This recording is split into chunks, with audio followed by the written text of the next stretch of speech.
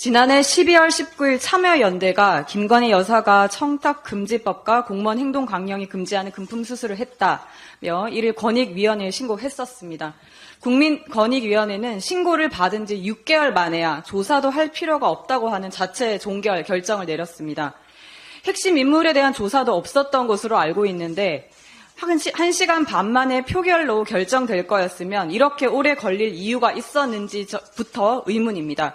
선거 기간 중에 자체 종결이 나오면 총선에 악영향을 미칠까봐 권익위에서 정무적인 판단을 해야 했던 것일까요?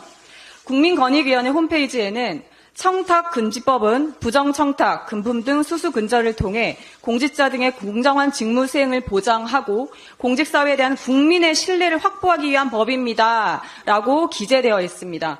과연 이번 권익위의 결정은 청탁금지법을 공직사회에 대한 국민의 신뢰를 확보하기 위한 법으로 보는 결정이었는지요. 이 나라 국정운영 전체를 관장하는 대통령의 배우자와의 사이에서 직무 관련성이 없을 수 있는 사람이 있을까요?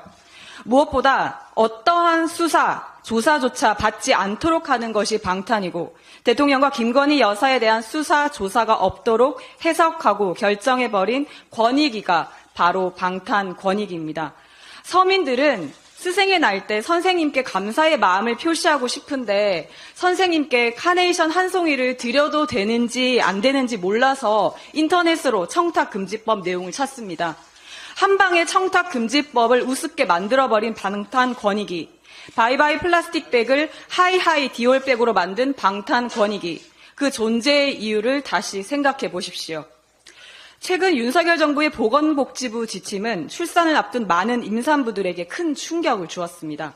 보건복지부의 행정예고에 따르면 2024년 7월 1일부터 무통주사와 페인버스터를 사실상 동시에 사용할 수 없게 되며 페인버스터의 개인 부담금도 현재의 80%에서 90%로 증가할 예정이기 때문입니다.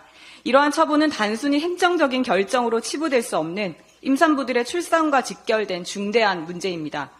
특히 제왕절개 수술을 받는 산모들에게는 페인버스터라는 국소 마취제는 제왕절개 수술을 받는 산모들의 통증을 크게 감소시켜주기 위해 흔하게 사용되는 방법입니다.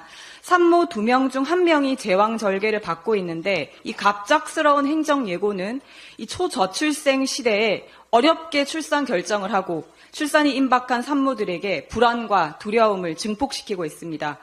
맘카페 등 인터넷 커뮤니티에서도 출산 유경험자들과 출산을 앞둔 산모들이 현실을 고려하지 않은 보건복지부의 행정예고에 폭발하고 있습니다.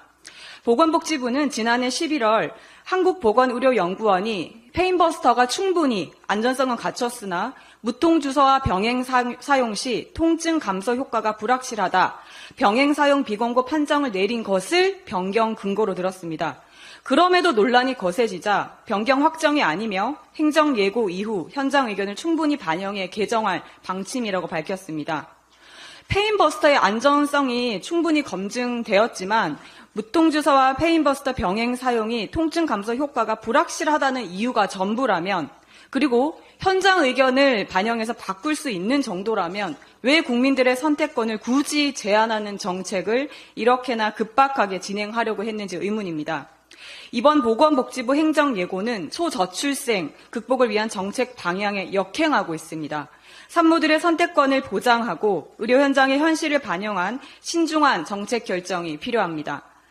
산모들이 안심하고 출산할 수 있는 환경을 조성하는 것이 무엇보다 중요합니다. 이에 보건복지부는 이번 지침을 재검토하고 임산부들의 의견을 반영한 개선된 정책을 마련하시기 바랍니다. 이상입니다.